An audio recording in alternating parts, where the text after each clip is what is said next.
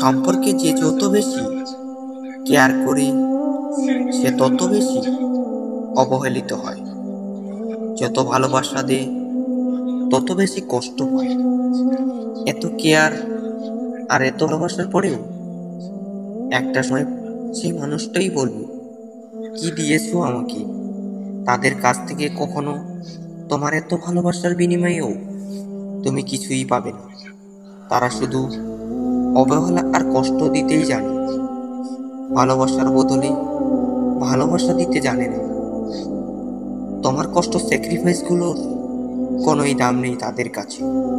কিন্তু এরপরেও তাদের ভালো লাগে, নিজে যতই কষ্ট পায় তবুও তাদের ছাড়তে ইচ্ছে করে না।